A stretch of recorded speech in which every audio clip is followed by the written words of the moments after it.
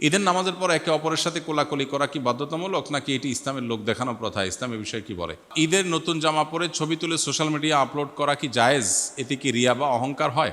ঈদের দিন সকালে কি কবর জিয়ারত করা সুন্নাত নাকি অন্য যে কোনো দিন জিয়ারত করা ভালো? ঈদের নামাজ না পড়ে কি সেমাই বা মিষ্টিমুখ করা যাবে? সকালে না খেয়ে ঈদগাহে যাওয়া কি সুন্নার পরিপন্থী কিনা? ঈদ উল ফিতরের সুন্নত হলো কিছু খেয়ে ঈদগাহে যাওয়া, খেজুর খাওয়া, মিষ্টি জাতীয় কিছু খাওয়া। অতএব সেমাই চিনি খেয়ে, সেমাই খেয়ে, মিষ্টি কিছু জাতীয় কিছু খেয়ে, খেজুর খেয়ে তারপরে ঈদগাহে যাবেন। এটাই হলো ঈদ উল ফিতরের সুন্নাহ। ঈদ উল আজহাতে উল্টা, ঈদ উল আজহাতে না খেয়ে যেতে হবে এবং ঈদের পর কোরবানির গোশত দিয়ে প্রথম খাবার গ্রহণ করাটা হলো মুস্তাহাব।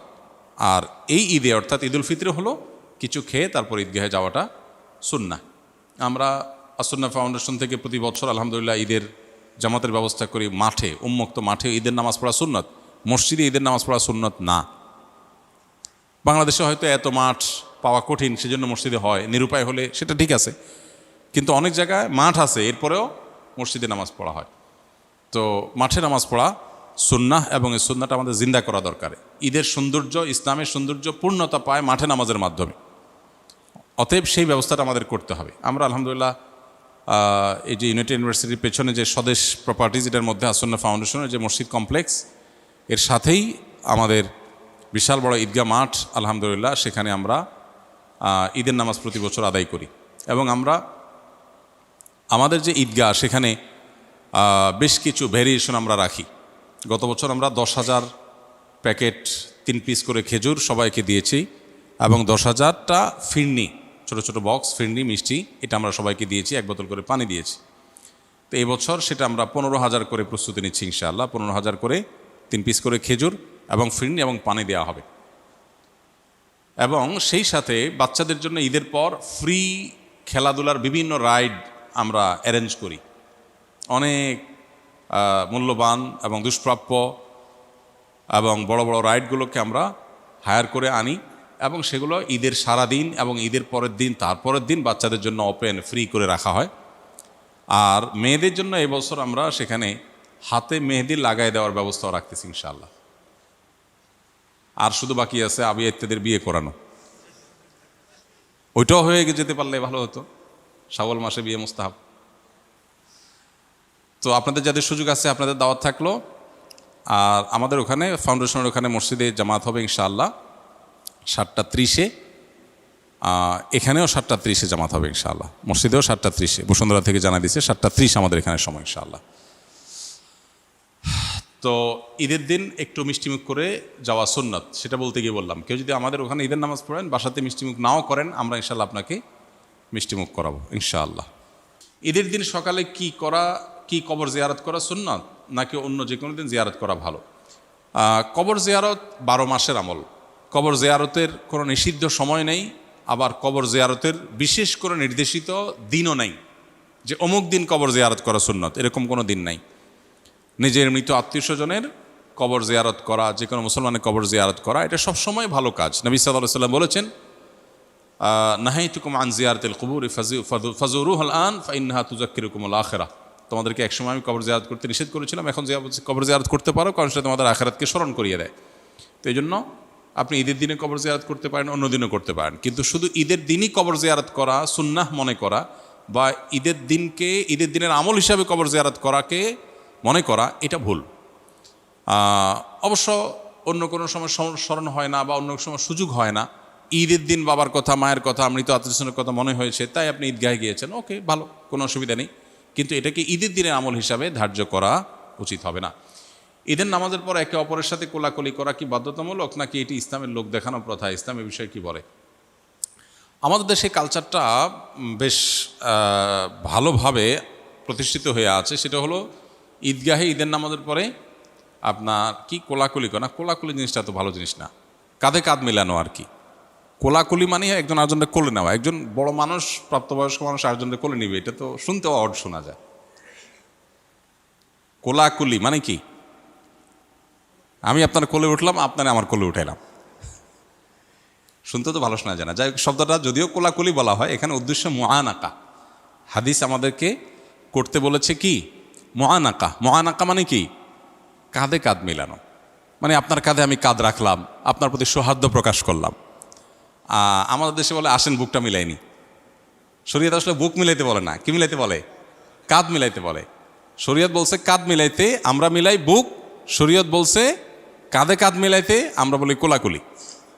এটা ছোট ভুল অবশ্য, অনেক সময় বলার ভুল হয়, উদ্দেশ্য ওইটাই হয়, অতএব এটা তেমন মেজর কোনো অসুবিধা নেই। মূল বিষয়টা হলো ঈদের নামাজের পরে আমরা কোলাকুলি করব কি না, কাঁধে কাঁধ মেলানো, এটা ঈদের কোনো সুন্নাহ না। ঈদগাহে আমাদের দেশে যে কালচার দেখা যায়, ঈদের নামাজে সালাম ফিরানো হয়ে গেছে, খুতবা হয়ে গেছে, এবার উঠে সবাই কি শুরু করে, পুরা ঈদগাহ সবাই সবার কোলে নেয়, মানে মোয়ানাকা করে, কাঁধে কাঁধ মেলায়। আচ্ছা, তো এইটা ঈদের সুন্নাহ না, তবে সাক্ষাতের সুন্নাহ। সাক্ষাতের সুন্নাহ এটা ঠিক যে আমাদের দেশে গ্রামে হোক শহরে হোক ঈদগাহে অনেক মানুষের সাথে অনেক দিন পরে দেখা হয়। বিশেষ করে গ্রামে যারা ঈদ করেন তারা তো জানেন যে ঢাকা থেকে, চিটাগাং থেকে, বিভিন্ন জায়গা থেকে, দেশ থেকে, বিদেশ থেকে মানুষজন ঈদগাহে, কয়েক গ্রামের মানুষ, কয়েক মহল্লার মানুষ একসাথ হয়। এই যে একসাথ হয় তখন কি হয়, আরে ভাই আসছো, তখন সে মোয়ানাকা করে, কাঁধে কাঁধ মিলায়, এটা ঠিক আছে। কিন্তু আপনি বাসা থেকে একসাথে গেছেন, গা ঘেঁষতে ঘেঁষতে গেছেন ঈদগাহে, একসাথে বসে ঈদের নামাজও পড়ছেন, ততক্ষণ আপনার সাক্ষাৎ করার দরকার হলো না। ঈদের নামাজ শেষ হলে উঠে আপনি এবার মোয়ানাকা শুরু করে দিলেন। তো এটা মূলত ঈদের সুন্নত না। তারপরেও আমাদের ঈদের কালচারে পরিণত হয়েছে, এটা কালচারে পরিণত হয়েছে। এটা যদি মোয়ানাকার সুন্নাহ মনে না করে জাস্ট ঈদের শুভেচ্ছা বিনিময়ের অংশ হিসাবে, সামাজিক কৃষ্টি হিসাবে, আপনার কেউ কারোর সাথে হাসি মুখে সাক্ষাতের অংশ হিসাবে জাস্ট ঈদের কালচার হিসাবে কেউ করতে চায়, তো সেটা সুন্নাহ মনে না করলে, মোয়ানাকা মনে না করলে, এমনি একজন একজনের সাথে হাত মিলানো, তারপরে আপনার বিভিন্নভাবে সৌহার্দ্য প্রকাশ করা, সৌহার্দ্য প্রকাশ, সম্প্রীতি প্রকাশ হিসাবে যদি হয়, সেটা একটা লেভেল পর্যন্ত হতে পারে। বাট এটা আমাদের দেশে মোটামুটি ঈদের সুন্নাহ হিসাবে অনেকে মনে করেন এবং প্রতিষ্ঠিত আছে। এই ধারণাটা আমাদের ভাঙতে হবে যে এটার সাথে ঈদের সুন্নাহর কোনো সম্পর্ক নাই। তাছাড়া ঈদের শুভেচ্ছা বিনিময় মূলত তাকাব্বালাল্লাহু মিন্না ওয়া মিনকুম, আল্লাহ তোমার এবং আমাদের ঈদের নেকামল কবুল করুক, এটা হলো ঈদের শুভেচ্ছা। এই সুন্নাহ সম্মত উপায়ে আমরা ঈদের শুভেচ্ছা প্রকাশ করব। ঈদের নতুন জামা পরে ছবি তুলে সোশ্যাল মিডিয়া আপলোড করা কি জায়েজ? এতে কি রিয়া বা অহংকার হয়? ঈদের নতুন জামা পরে সোশ্যাল মিডিয়ায় ছবি তোলা, এইটা এখন একটা বেশ আমাদের ইয়াংদের কাছে বেশ কমন একটা কালচার এবং ট্র্যাডিশনে পরিণত হয়েছে। কেউ যদি এটা আনন্দের প্রকাশ হিসাবে করে তাহলে সেক্ষেত্রে এটা জায়েজ হতে পারে। তবে মেয়েরা তাদের পর্দার যে বিধিবিধান তারা যেরকম খেয়াল রাখতে হবে, ছেলেরা তাদের এটা খেয়াল রাখতে হবে। জামাই বউ একসাথে ঈদের জামা কাপড় পরে ছবি তুলে সোশ্যাল মিডিয়ায় দিয়ে দিলেন আর বললেন দোস্তরা ঈদ মুবারক, দোস্ত তো বানাচ্ছেন 5,000 ফেসবুকে। এখন এই যে ছবি দিলেন, এটাতে রমজান জুড়ে যে আমল টামল করলেন এগুলো সব বরবাদ করার জন্য যথেষ্ট হয়ে যেতে পারে, সেরকম একটা কাজ করলেন। তো এটা তো না জায়েজ কাজ। আপনার স্ত্রীর ছবি আপনি সোশ্যাল মিডিয়ায় যখন দিবেন, বন্ধুরা নিচে লিখবেন নাইস। এ নাইসের মানে কি বুঝতেছেন আপনি? সে কি বুঝাইতে চাচ্ছে? একটু বিবেকটা খরচ করেন। একজন নারী খোলামেলাভাবে তাকে দেখে কেউ যদি বলে নাইস, এর মানে এই মহিলার সকল সৌন্দর্য পূর্ণরূপে অবলোকন করিয়া আমি মুগ্ধ তৃপ্ত হইয়া বললাম নাইস। এটা হলো নাইসের তর্জমা। আপনি এবার দেখেন তো আপনার কাছে কেমন লাগছে। নিজের পরিবারের মেয়েদের খোলামেলা পোশাকে সোশ্যাল মিডিয়াতে হোক, অফলাইনে হোক, মানুষের সামনে উপস্থাপন করার পর যারা দেখে, তারা দেখার পর তাদের মনোজগতে যে চিন্তার উদ্রেক হওয়ার কথা সেটা আমাদের সবার জানা। এটা প্রকৃতিগতভাবে, সৃষ্টিগতভাবে এটা খুবই কমন এবং সাধারণ এবং স্বাভাবিক বিষয়। আপনি কিন্তু জানেন।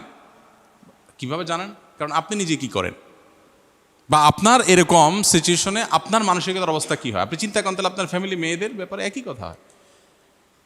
যেগুলো মানুষ মনে মনে চিন্তা করে এগুলো যে মুখে বলতো আপনি জুতা নিয়ে দৌড়াতেন, কিন্তু আপনি বুঝো না বুঝার ভান করছেন। শরীয়ত কেন পর্দার বিধান দিয়েছে? আপনি নিজেকে খুব উদার, খুব ব্রড, খুব আপনি একেবারে অনেক স্মার্ট, আধুনিক বানাচ্ছেন। আপনি তো আসলে সেকেলে। আপনি আপনার পরিবারের মেয়েদের মানুষের সামনে তাদের সৌন্দর্য উপস্থাপন করার মধ্য দিয়ে মানুষের কাছে যে বাজেভাবে তাদের উপস্থাপন করছেন, তাদের যে অপমান করছেন, এটা আপনি বোঝারও চেষ্টা করছেন না।